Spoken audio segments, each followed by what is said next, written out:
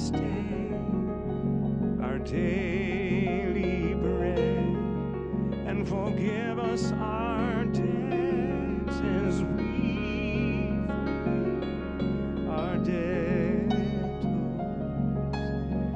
and lead us not into temptation, but deliver us from evil. For thine is the kingdom and the power and the glory forever.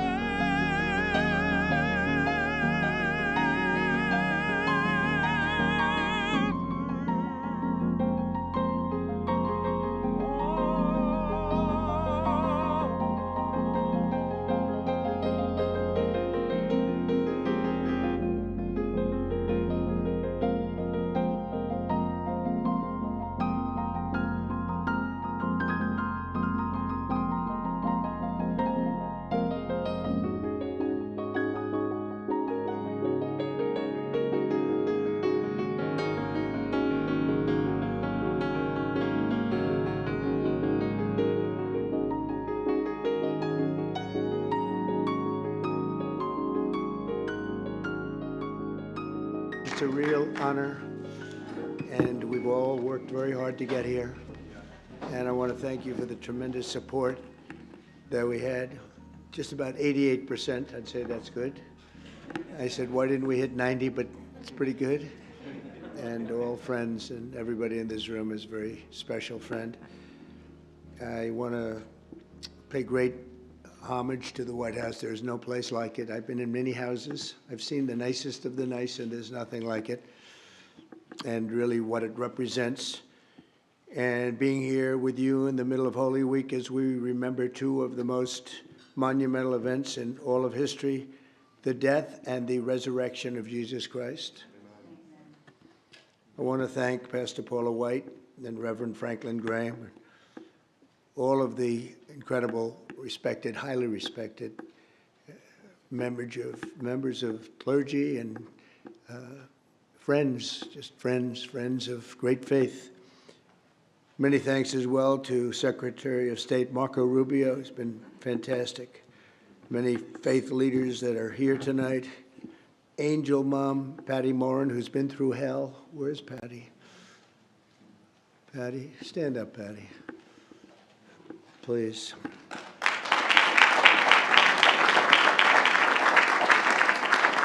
Yes, her incredible daughter. And her daughter's looking down on Patty today. This was some day for you. And we appreciate it, Patty. And we're all with you 100%. And you are indeed an angel mom. Thank you very much. And a very special thanks to Charles Billingsley for the magnificent performance. Thank you, Charles. That was very good. Nearly 2,000 years ago, during the sacred week, the living Son of God entered Jerusalem in triumph. Soon after, the Savior of mankind, who brought truth and light into the world, was betrayed, arrested, and tried, beaten, and nailed to a cross and crucified. For our sake, he gave up his life, and as the very great Reverend Billy Graham once said, God proved his love on the cross when Christ hung and bled and died. It was God saying to the world, I love you. Those are beautiful words from a great man, Franklin, right? A great man, Franklin's incredible father. I went to Yankee Stadium with my father many years ago to watch your father. And you think we have big crowds today? It was some crowd. Never forget it. So thank you very much, and thank you for being here, Franklin, very much. 3 days, your father would be very proud of you, by the way. Incredible job you did. 3 days later, Christ's followers found the empty tomb. Jesus had defeated darkness and death and promised new life to all of humankind. And that's what we celebrate each year at Easter as we joyfully proclaim on Sunday, He is risen. The death and resurrection of Jesus are the essence of the Christian faith. whether rich or poor, healthy or sick, young or old, or in times of peace or war. Christians everywhere find solace and hope in the knowledge that Christ died for them and that they could be united with him in heaven. And that's what we want. That's what we all want. The miracles of Holy Week set in motion a transformation in human existence. Countless millions of Americans have been moved by Christ's example to heal the sick, defend their families, lift up their communities, and make our country stronger, better, and greater than ever before. With God's grace over these past 3 months, and we have had a great 3 months. They say maybe the best 3 months ever for a president and an administration. It was really great. We have fantastic people, and they're people that believe like you do. But we've achieved more than most administrations, they've been saying, do in 4 years or even 8 years, just in a short period of time.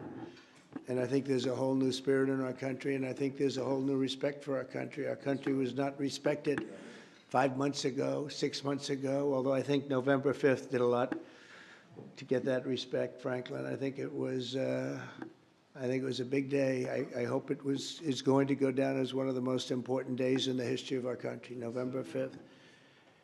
We're restoring our prosperity, securing our borders. We're rebuilding the U.S. military. I did it once, now I'm going to do it again, and even more so. We're standing up for a persecuted Christian and so many Christians that have been persecuted all over the world. So horrible what's happened. And defending religious liberty. We had nobody fighting for our Christians in other parts of the world that were being so incredibly destroyed, killed, injured, hurt, but they died. So many died. You wouldn't think that could happen in this time, in this sort of modern time. I proudly created the White House Faith Office and a brand new DOJ task force to eradicate anti-Christian bias. And there is anti-Christian. You don't hear about that very much, but there is anti-Christian bias. We're stopping the radical indoctrination in our schools and supporting school choice. And we're going to be moving our education department and various educational departments down to the states where they belong. We spend more money per pupil than any country in the world, and we don't get the answer. We are in the lower tier of 40 nations, the 40 nations that they rate. And I think when we do this, it's going to make a tremendous difference. Think of it, we spend more per pupil than any country in the world, and yet it's Denmark and Norway, Sweden, even China does very well in the top 10. And so we can't blame it on size. We're big, but China is really big. And we're going to be there. We're going to be there soon when the states run their education department instead of some bureaucrat in Washington. It's going to make a very big, I think it's going to make a very big difference.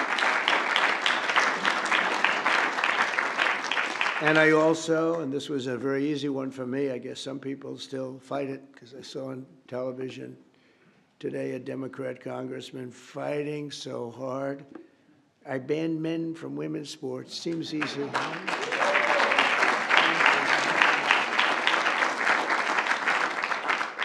And I signed an executive order making it official and the official policy of the United States that God created two genders, male and female.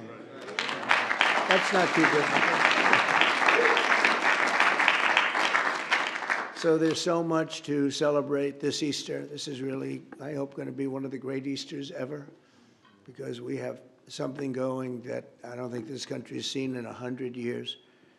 And as we gather with family and friends, we'll not forget the true source of our joy and our strength. America has put our trust in God. It will always be in God we trust. We will never change that. You know, there's a movement to change it. It will not happen. We won't let that happen. Can you imagine a movement to change that? Robert, you're not happy about that when you hear that. Look at him. He's getting angrier and angrier. We can get angry too, can't we, huh? No, it's never going to change. And with God's help, we can overcome every challenge, triumph over every evil, and restore the spirit of faith in the United States for generations to come. We have a very simple slogan, make America great again, and that's exactly what we're doing. We're making America great again, and I like to add that I really believe greater than ever before.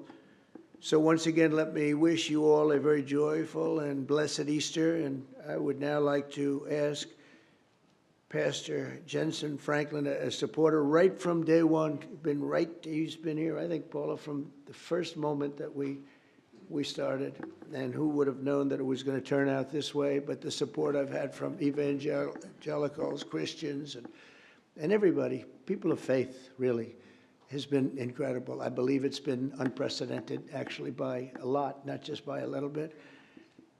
So, Pastor Franklin, if you would, please come up. Thank you very much. Thank you for your support. Thank you very much. Thank you, Mr. President.